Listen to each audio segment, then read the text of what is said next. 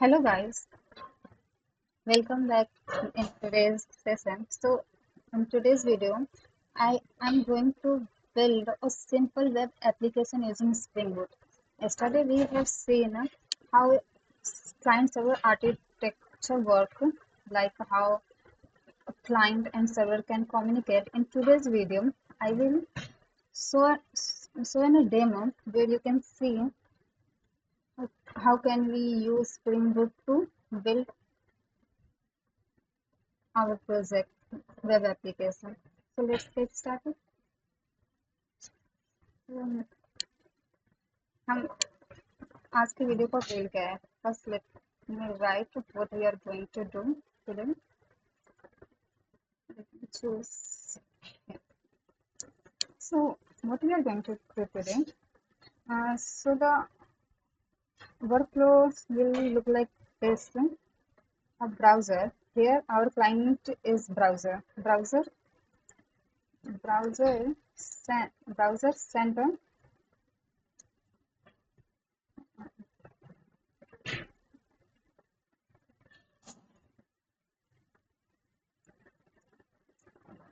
Um, sorry. So the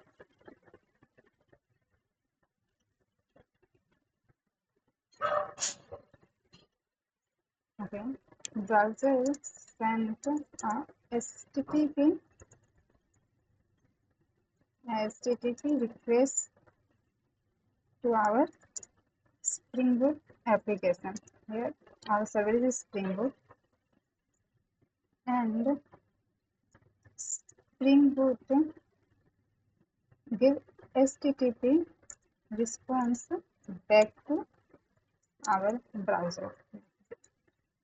आज के लिए ये सिंपल हमारा टारगेट रहने वाला है, जहाँ पे हम ये देखेंगे कि कैसे क्लाइंट जो कि हमारा ब्राउजर है एक HTTP रिक्वेस्ट भेजते हैं स्प्रिंग बूट को, जो कि सर्वर का काम करेगा यहाँ पे, और वो एक पर्टिकुलर यूआर के लिए कैसे एक रिस्पॉन्स सेंड करते हैं.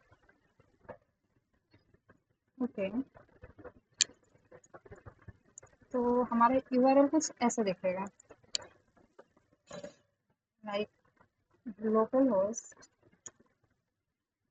अगर हम अपने ब्राउजर पे ये रिक्वेस्ट ये यूआरएल डालें, local host port number 8080 and /hello, तो ये हमारे स्प्रिंग बूट के एक हेलो फंक्शन को कॉल करेगा, और वहां से जो भी वो मेथड रिटर्न कर रही होगी वो हमें अपने ब्राउजर पे शो होगा. ये काम कैसे करते हैं, पहले हम समझ लेते हैं ये यूआरएल का मीनिंग क्या है. ये हमारा ये काम कैसे करते हैं.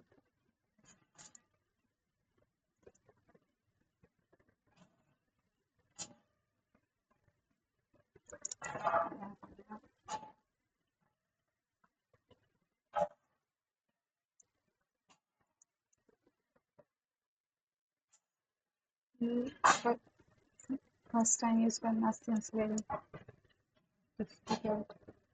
ओके, यहाँ पे एक एक मीनिंग समझते हैं कि यूआरएल में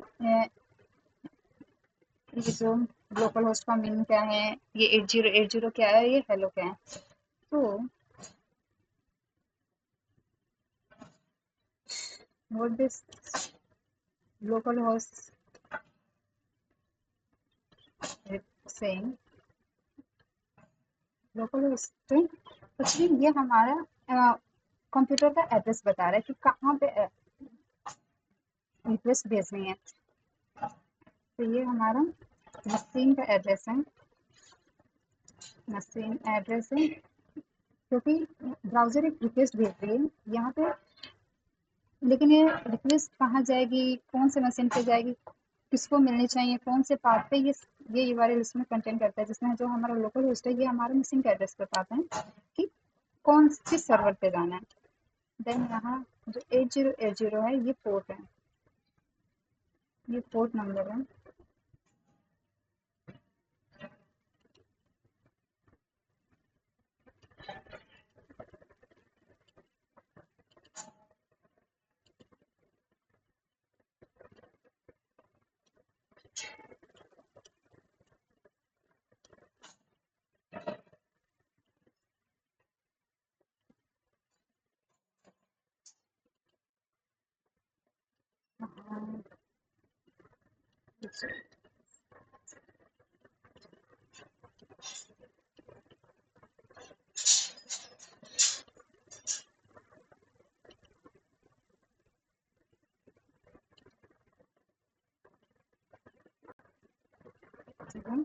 ये ये क्या चीज़ है?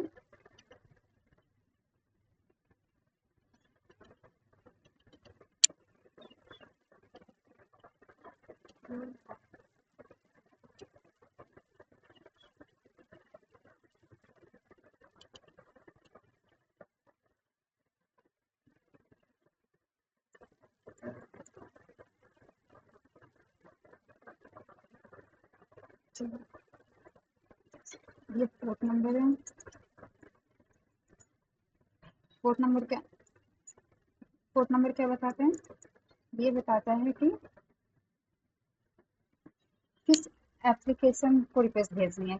हमारे एक मशीन पे काफ़ी एप्लीकेशन रन कर रही होती है। फॉर एग्जांपल यहाँ पे स्प्रिंग बूट की एप्लीकेशन ओपन है, व्हाट्सएप हो गया, इंस्टाग्राम हो गया। तो एक मशीन में काफ़ी एप्लीकेशन ऑन रहती है। अगर कोई रिक्वेस्ट आती है कहीं से, तो कैसे पता कि किस एप्लीकेशन को भेजनी है? तो वो हमारा पोर्ट नंबर स्पेसिफाई करता है कि जो रिक्वेस्ट आई है वो किस एप्लीकेशन के लिए आई है। तो यहाँ पे वो पोर्ट नंबर हमारा एप्लीकेशन को स्पेसिफाई करता है कि किस एप्लीकेशन के लिए आई है। और ये फाइनली जो ये हेलो है, ये जो स्लैश हेलो, ये पाथ बता रहा है।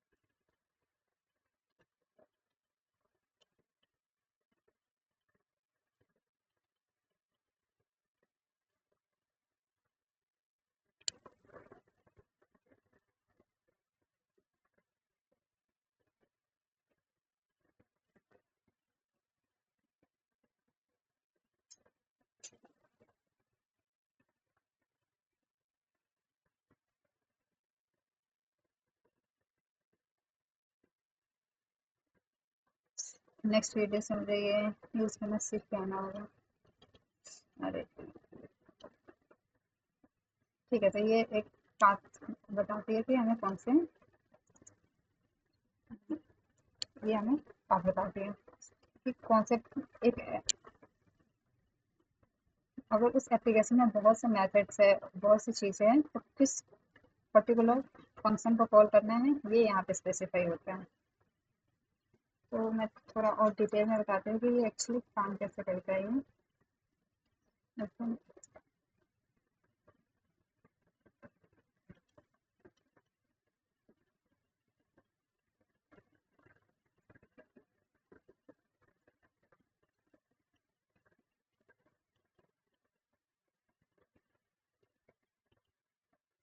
ठीक है, तो हमने समझ लिया कि यूआरएल में क्या चीज़ें होती है और उनकी मीनिंग क्या है। अब हम देखते हैं कि ये एक्चुअली काम कैसे करते हैं।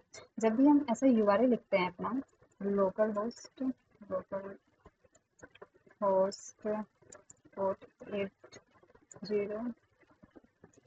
8080 स्लैश हेलो, तो एक्चुअली काम कैसे करती है। जैसे हम ब्राउज़र में अगर अपना ये यूआरएल लिखते हैं, फॉर एग्जांपल अगर मैं लिख के दिखाती हूँ, अगर मैं यहाँ पे ये लिख रही हूँ लोकल होस्ट 8080 हेलो,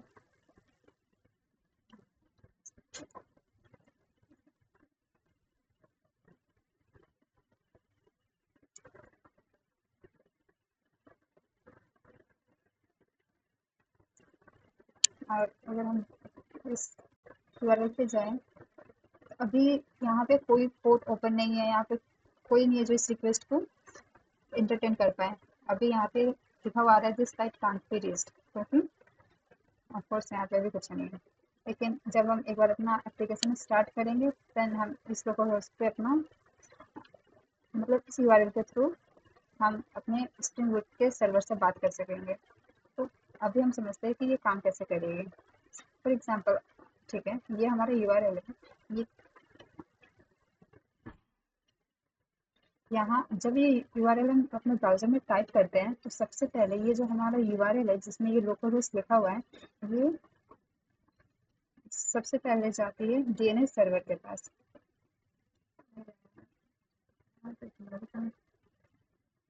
ये कहाँ जाएगी?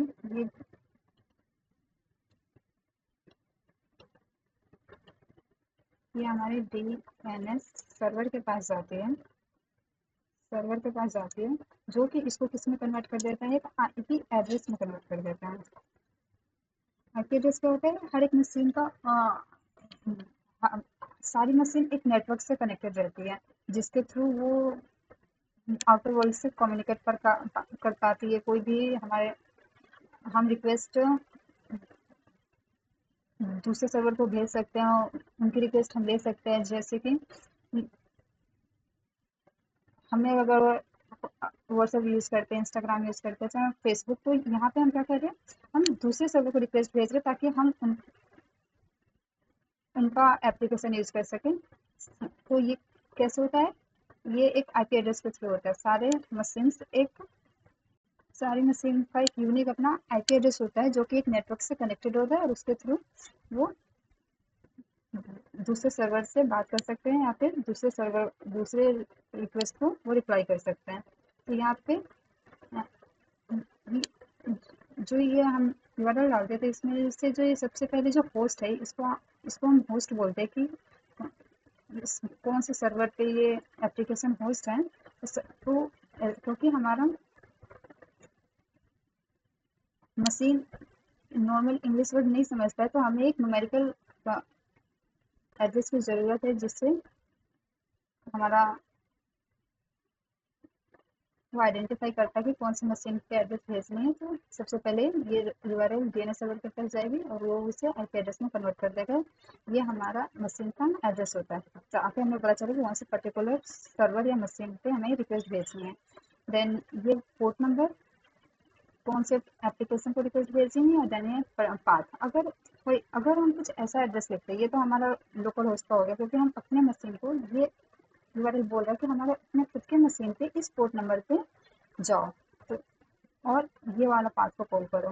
लेकिन अगर हम जो ऐसे अपने ब्राउजर में हम जो नॉर्मल यूआरएल टाइप करते हैं, जैसे www.google.com या कोई भी इंस्टाग्राम, कुछ भी, तो वो कैसे काम करता है? यहाँ पे तो हमने कुछ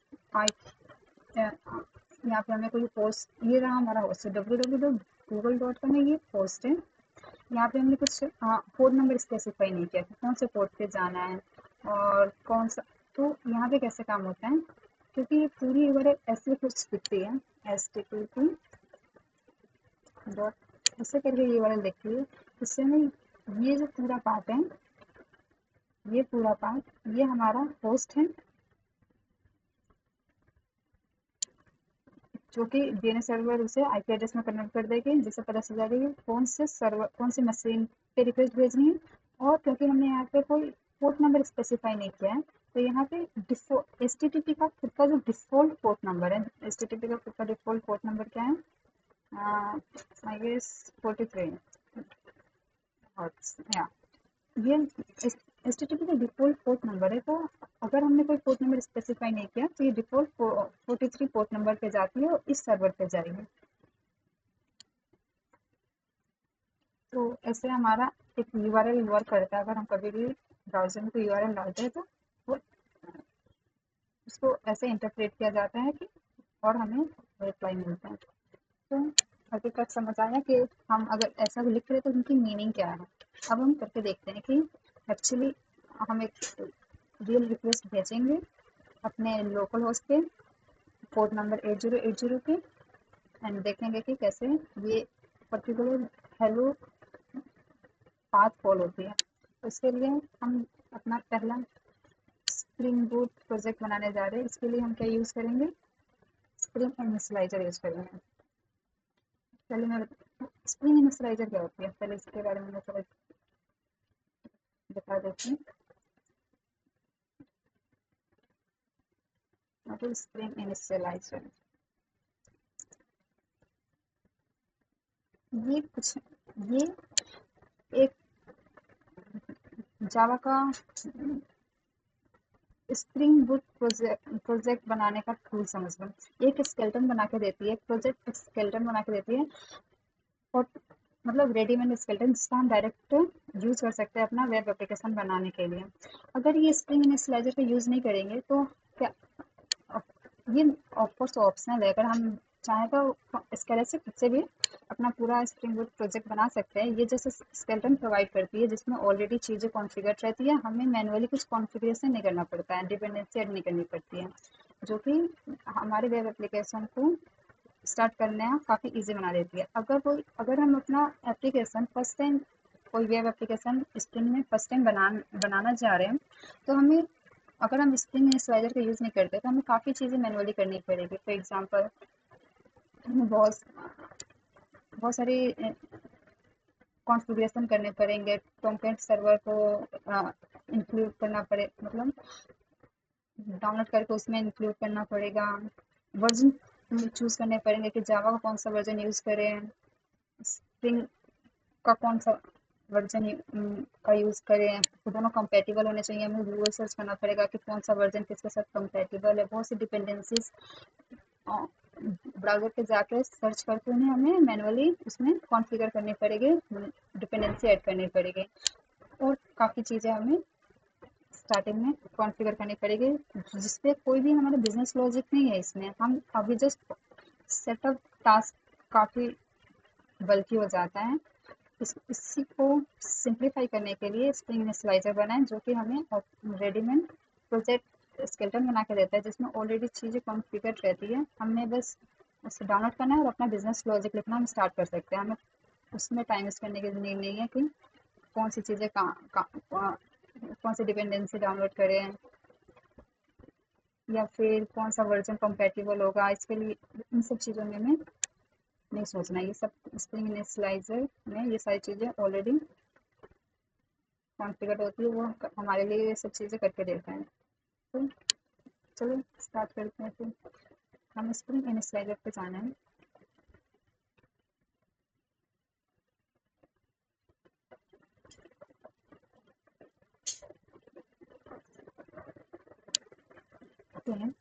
यहाँ पे हमें कोई बहुत से ऑप्शन मिलते हैं, हमें बस यहाँ पे सेलेक्ट कर लेना है कि हम जो हमारा प्रोजेक्ट बनने वाला है उसमें हम कौन सा लैंग्वेज यूज़ करेंगे।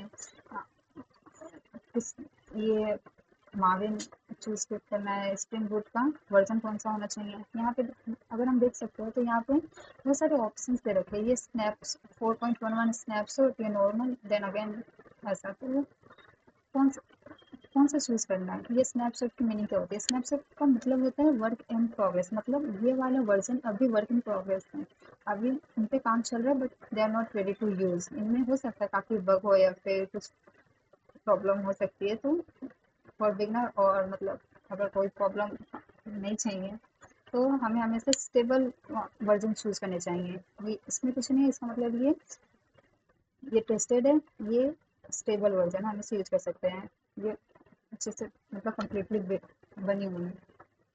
नाम यहाँ पे अपने प्रोजेक्ट का नाम, ग्रुप नेम, आर्टिफैक्ट आईडी में हम स्प्रिंग, इसका नाम स्प्रिंग बूट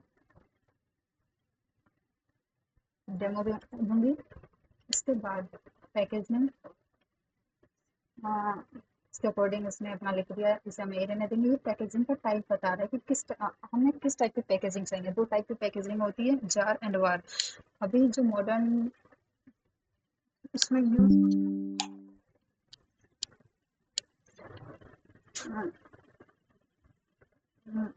उसमें हम पैकेजिंग टाइम जार यूज़ करते हैं। पहले के टाइम में वर्ड यूज़ होता था, लेकिन अभी हम जार यूज़ करते हैं। ये पैकेजिंग टाइप है। ये क्या बताते हैं कि एट दी एंड जब हमारा प्रोजेक्ट बिल्ड हो जाएगा तो उसको हम कैसे पैकेज करना है, इसके बारे में हम डिटेल में नेक्स्ट लेक्चर में डिस्कस करेंगे। लेकिन अभी के लिए हम समझ सकते हैं कि काइंड ऑफ फोल्डर है जिसमें हमारे सारे फाइल्स, फोल्डर, जितने भी डिपेंडेंसी हम यूज़ करते हैं सब एक पैकेज में, सब एक जगह पैकेज हो जाती है, और हम उसको ईजिली कहीं भी किसी को भी सेंड कर सकते हैं, यूज़ कर सकते हैं। इसलिए यूज़ होती है। देन कॉन्फ़िगरेशन में हम प्रॉपर्टीज़ टाइप चूज़ कर रहे हैं। यहाँ पे हम जावा का वर्जन 21 चूज़ कर रहे हैं। अगेन यहाँ पे हमें ऑलरेडी पे टिक दिख रहा है, अदरवाइज कुछ चेंजेस आते हैं तो स्प्रिंग इनिशियलाइजर अपने आप ही उसके अकॉर्डिंग वर्जन चूज़ कर लेती है। हमें नहीं सोचना कि जावा के इस वर्जन के साथ स्प्रिंग बूट का कौन सा वर्जन कंपेटेबल होगा, या खुद ही कॉन्फ़िगर कर लेती है। देन यहाँ पे हमें बस एक डिपेंडेंसी डाउनलोड करने की जरूरत है, क्योंकि हम अपना वेब एप्लीकेशन बनाने जा रहे हैं, तो हमें एक स्प्रिंग वेब की डिपेंडेंसी चाहिए। ओके, और यहाँ पे हम जैसे ही जनरेट करेंगे तो हमारा प्रोजेक्ट जनरेट हो जाएगा। तो मैंने एक ऑलरेडी कर रखा है, तो इसको आप जनरेट इस बटन पर क्लिक करके जनरेट कर सकते हैं। आपको एक फोल्डर मिलेगा, उसको आप अनजिप करके अपने इंटेलिजे पे ऐसे खोल सकते हैं,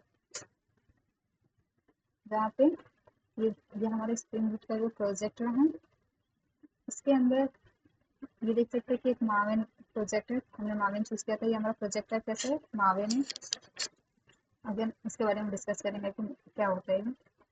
देन सोर्स के अंदर हमारा जो फोल्डर है जावा एंड रिसोर्सेज, इसमें हम जावा फोल्डर में हम अपने सारे बिजनेस लॉजिक लिखते हैं। जितने भी हमारे फोल्डर होंगे, फाइल्स होंगे, वो जावा में आएंगे। और रिसोर्सेज में हमारे स्टैटिक फाइल्स रहती है। इसका हम अभी बाद में यूज़ करेंगे। इसमें हम स्टैटिक फाइल्स लिख सकते हैं, टैब में लिख सकते हैं फॉर फ्रंट एंड पर्पस। और यहाँ पे हम देख सकते हैं एप्लीकेशन प्रॉपर्टीज नाम की फाइल है। ये भी काफ़ी इंपॉर्टेंट फाइल है।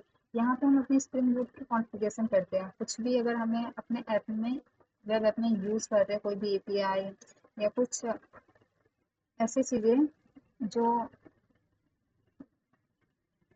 Through out the project same रहने वाली है, उसको हम यहाँ पे कॉन्फ़िगर करते हैं। तो ये एक कॉन्फ़िगरेशन फाइल है स्प्रिंग बूट की। यहाँ पे हम अपना पोर्ट नंबर भी चेंज कर सकते हैं। By default Java spring boot तो 8080 पोर्ट पे लिसन करती है, लेकिन हम यहाँ से अपना पोर्ट नंबर भी चेंज कर सकते हैं। फिर ये रहा form.xml फाइल। ये एक माविन की कॉन्फ़िगर फाइल है। यहाँ पे माविन, यहाँ पे सारे इंफॉर्मेशन रहती है प्रोजेक्ट के रिलेटेड। सारी डिपेंडेंसीज यहाँ पे हम ऐड कर सकते हैं, जो भी हमें अपने प्रोजेक्ट में डिपेंडेंसी ऐड करनी है। तो ये एक माविन कॉन्फ़िगरेशन फाइल है, जहाँ पे हम अपने सारे प्रोजेक्ट रिलेटेड इंफॉर्मेशन लिखते हैं। फॉर एग्जाम्पल अभी हमने सिर्फ एक डिपेंडेंसी इंस्टॉल करी है, जो कि है स्प्रिंग वेब की। ये रहा हमारा वो डिपेंडेंसी स्प्रिंग फ्रेमवर्क ग्रुप। और सेम, ये भी सेम ही होगा, ये बस ये टेस्ट के लिए और ये नॉर्मल डेवलपमेंट के लिए, ऑलमोस्ट दोनों सेम है। तो इसकी अभी हमें नीड नहीं है, इसको हम इग्नोर कर सकते हैं। तो अभी हमें सिर्फ एक डिपेंडेंसी यूज कर रही है, तो यहाँ पे हम देख सकते हैं वो डिपेंडेंसी। यहाँ पे प्लगइन में देख सकते हैं मैं माविन यूज किया है, तो उसका है। ठीक है, अब हम आते हैं अपने मेन जावा के फोल्डर में। ये हमारा मेन एप्लीकेशन है, जहाँ से सॉरी ये सोलन बोल देते हैं।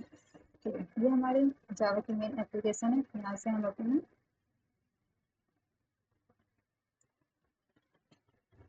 प्रोजेक्ट रन करेंगे। यहाँ पे आप देख सकते हैं कि एक एनोटेशन है spring boot application spring run. इसके बारे में बाद में समझेंगे, लेकिन अभी के लिए हम समझ सकते हैं ये हमारी स्प्रिंग बूट के एप्लीकेशन को रन करती है। अब हम अपना पहला हम ओके अब हम एक पैकेज बनाएंगे। अभी के लिए पैकेज रहने देते हैं, मैं क्लास बनाते हैं। क्लास का नाम अगर मैं डालूँ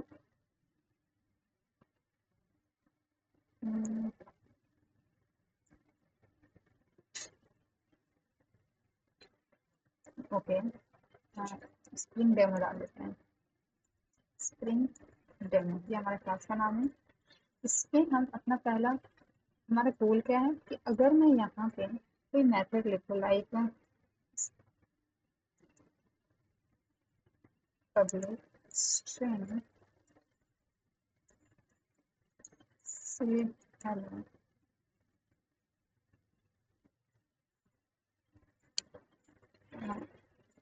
अभी तो इसको हेलो लिखे थे। अगर मैं कुछ ऐसा अपना मेथड लिखूँ और यहाँ से रिटर्न करूँ, रिटर्न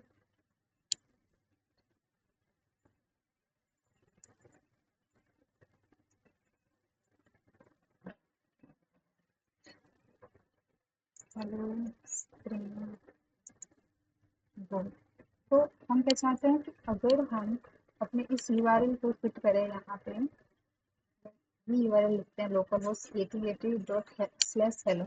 अगर हम ये यूआरएल बुक करते हैं ब्राउजर से, तो हमारा जावा का ये मेथड कॉल होना चाहिए। या तो इसके लिए हमें क्या करना होगा, एक दो अभी के लिए बस देख लेते हैं कि क्या करते हैं, बाद में हम समझेंगे कि इनकी मीनिंग क्या। तो हमें एक एनोटेशन यूज करना पड़ता है जिसका नाम है रेस्ट कंट्रोलर।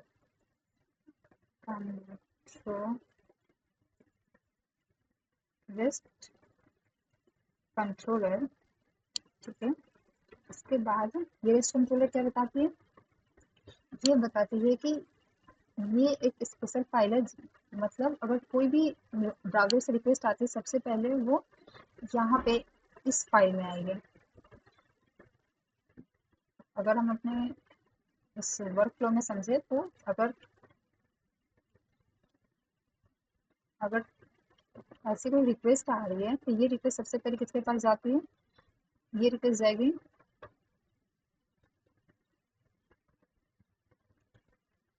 हमारे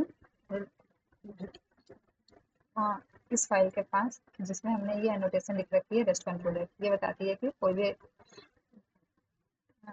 ये फाइल रेस्ट एपीआई को हैंडल कर सकते हैं, कोई भी यूआरएल रिक्वेस्ट आएगी तो ये यहाँ पे हैंडल हो जाएगी। इसके लिए ये एनोटेशन है, ये एनोटेशन बस यही बताती है। इसके अलावा यहाँ पे हमें एक और एनोटेशन यूज करने की जरूरत है, इसका नाम है गेट मैपिंग। और इसके बाद गेट मैपिंग ये क्या बताती है कि गेट टाइप का मेथड है। अभी हमने लास्ट लेक्चर में डिस्कस किया था कि हम कोई कुछ भी यूआरएल रिक्वेस्ट भेजते हैं तो उनका एक मेथड होता है कि हम गेट मेथड है, पुट मेथड है, पोस्ट मेथड है, उसके अकॉर्डिंग हम HTTP रिस्पॉन्स जनरेट हो रिक्वेस्ट जनरेट होती है, उसके अकॉर्डिंग ही रिस्पॉन्स भी जाती है। अगर हमारा पोस्ट मेथड होता है तो हमें कोई वैल्यू मिल रही होती है और यहाँ पे वो वैल्यू आती है और हम उस वैल्यू को अपने डेटाबेस या फिर उसका यूज़ करके हमें जो भी बिजनेस सर्चिंग परफॉर्म करना होता है हम यहाँ पे करते हैं। लेकिन हमें ऐसा कुछ ये बाय डिफ़ॉल्ट यूआरएल की बाय डिफ़ॉल्ट जैसा ये जो हम यूआरएल भेजते हैं ये गेट मेथड ही होता है ऑलमोस्ट। बाय डिफ़ॉल्ट ये गेट मेथड गेट होता है। तो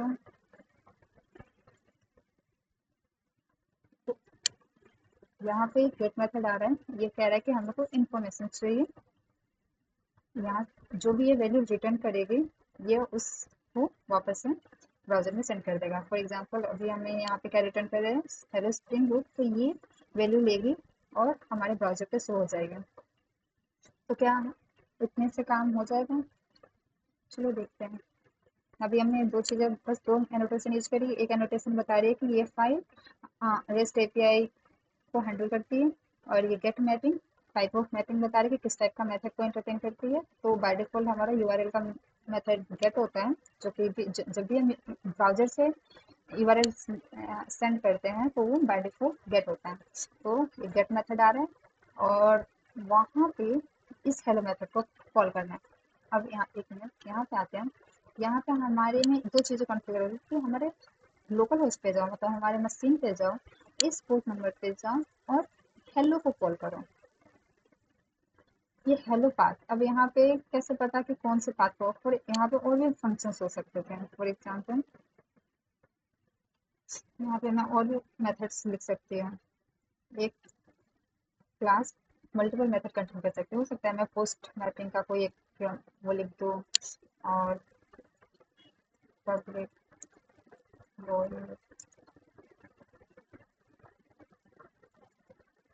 से बाय समथिंग लाइक दैट, और यहाँ पे हम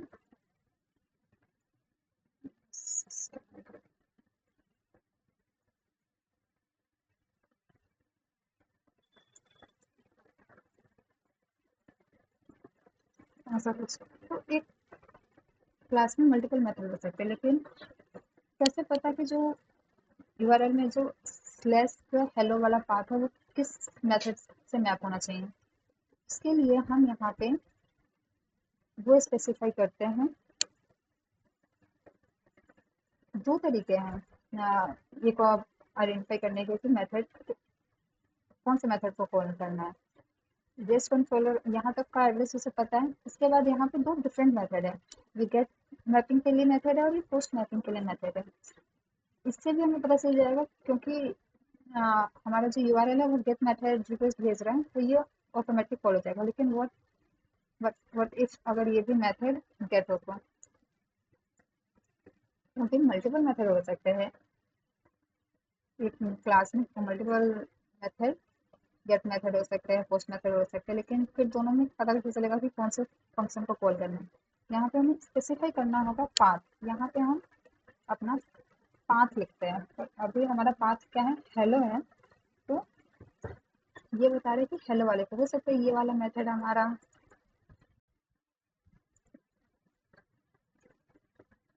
बाय एंड पॉइंट को हैंडल कर रहा हूँ, ये वाला हेलो को। तो इस तरह से हम पूरा अपना बता सकते हैं कि ये जो पाथ है उससे कौन से मेथड से मैप करना है।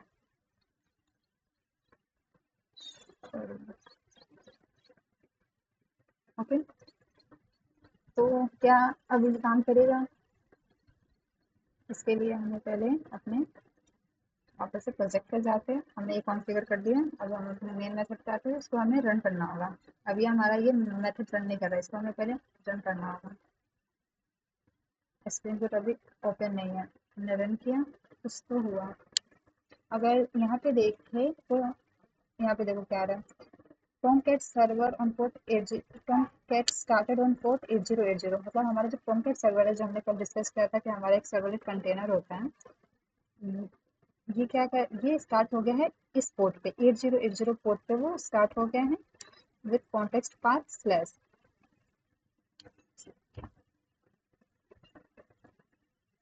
ठीक है, देखते हैं कि हुआ या नहीं हुआ। अगर हम अपने एप्लीकेशन पे जाएं और इसे रिफ्रेश करें, ओ वाह, यू कैन से कि हमारा spring boot hello spring boot लिखा हुआ दिखाई दे रहा है, जो कि कौन सा मेथड, ये मेथड रिटर्न कर रहा था।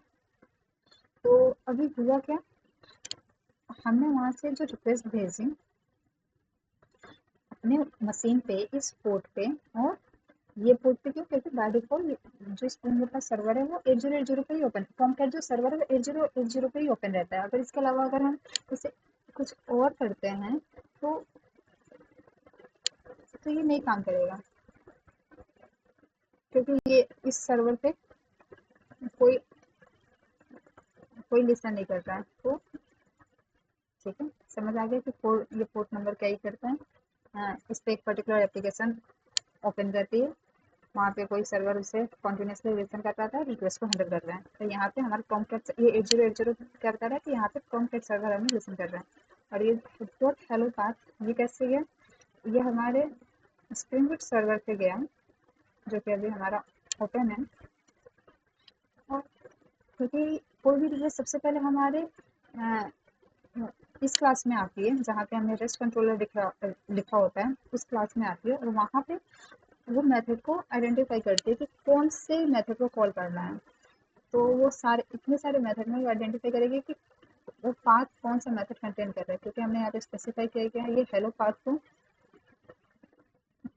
का मेथड है, तो इसलिए ये वाला फंक्शन कॉल हुआ। अगर हम अपना बाय लिखते हैं, यहाँ पे लिख देते हैं बाय स्प्रिंग, अगर हम इस एंड पॉइंट को कॉल करते हैं, अगर हम इस एंड पॉइंट को कॉल करें बाय, तो हमारा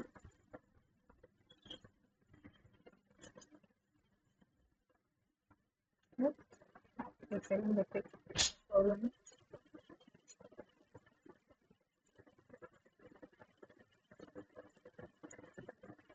ओके, हम कुछ रिटर्न नहीं कर रहे हैं यहाँ पे, हम अपना कंट्रोलर पे प्रिंट करा रहे हैं, मतलब टर्मिनल पे प्रिंट करा रहे हैं, इसलिए हमें नहीं दिखते हैं। इसको हमें रिटर्न करना होगा।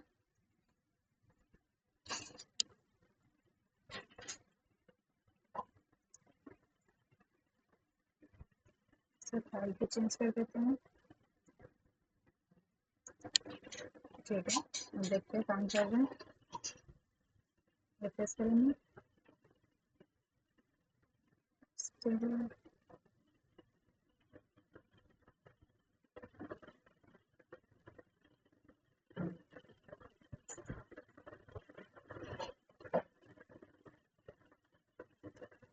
गेट मैपिंग देखिए, सेटिंग वापस अपना एप्लीकेशन रन करते हैं।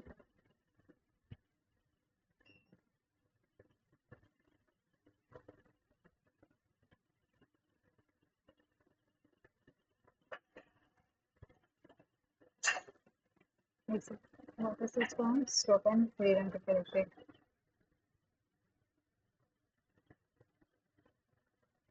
टॉमकैट स्टार्ट हो गया 8080 पे।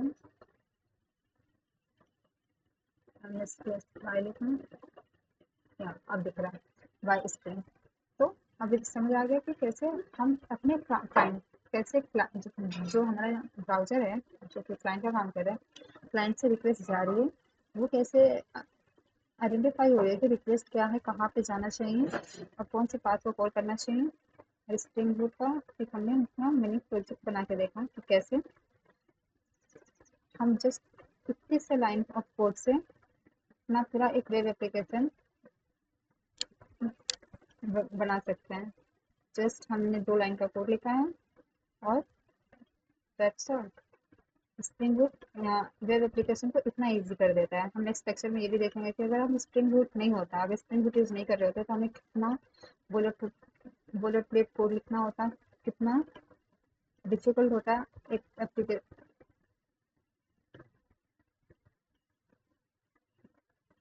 ओके, कितना डिफिकल्ट होता है एक वेब एप्लीकेशन बनाना जावा में बिना स्प्रिंग बूट के। तो ठीक है, अभी तक हमने ये समझ लिया। अब हम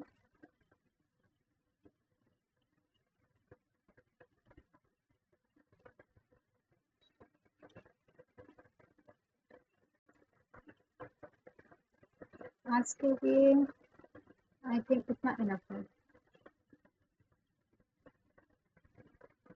ठीक है, हम नेक्स्ट लेक्चर में देखेंगे कि ये सारी चीज़ें काम कैसे करती है। अभी ये काफ़ी सारी चीज़ें काफ़ी मैजिकल लगी होगी कि हमने यहाँ पे अपना यूआरएल डाला और यहाँ पे क्या हुआ, इस मतलब ये टॉमकैट सर्विस स्टार्ट कैसे हो गया। हमने तो कहीं टॉमकैट नहीं कॉन्फ़िगर किया था, और यहाँ पे रिक्वेस्ट यहीं पे क्यों आ रही है, ऐसा है। ये रेस्ट कंट्रोल, ये नोटेशन में ऐसा क्या है कि रिक्वेस्ट यहाँ आ रही है, उसके बाद ये गेट मैपिंग का ये सब वर्क कैसे कर रहा है इंटरनली, ये सब चीज़ें हम नेक्स्ट लेक्चर में देखेंगे। अभी के लिए हमने जस्ट ये ओवरव्यू देखा कि स्प्रिंग बूट वेब एप्लीकेशन बनाना कितना ईजी कर देता है। स्प्रिंग बूट का यूज़ करके हम वेब एप्लीकेशन सिर्फ कितना ईजिली सिर्फ 2 नॉर्मल जावा कोड को हमने कैसे अपने वेब एप्लीकेशन में चेंज कर दिया। तो ठीक है, आज के लिए इतना। नेक्स्ट लेक्चर में देखेंगे।